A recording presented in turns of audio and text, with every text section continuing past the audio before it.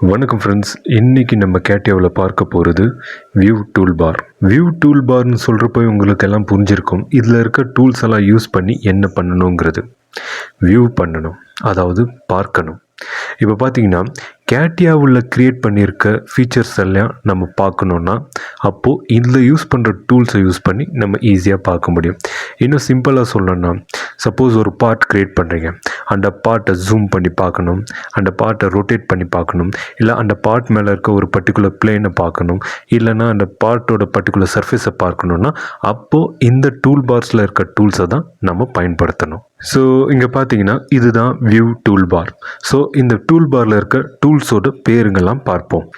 Fly mode tool, fit all in tool, pan tool, rotate tool, zoom in tool, zoom out tool, normal view tool, create multi-view tool, isometric view tool, shading with edges tool, hide or show tool, swap visible space tool. இந்த view tool bar கேட்டியாவில் இருக்கிற எல்லா work பெஞ்சஸ்லையும் அவைலபிளுங்க.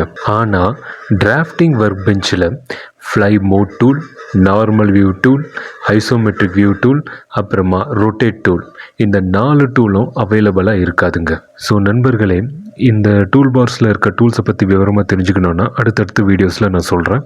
So இந்த video உங்களுக்கு பிடிச்சிருந்தா இந்த வீடியோவை லைக் பண்ணுங்கள், மறக்காமல் உங்கள் மெக்கானிக்கல் ஃப்ரெண்ட்ஸுகளுக்கெல்லாம் ஷேர் பண்ணி விடுங்க. அப்படியே என்னோட மெக்கானிக்கல் இன்ஜினியரிங் தமிழ் சேனலை சப்ஸ்கிரைப் பண்ணுங்கள். நன்றி நண்பர்களே.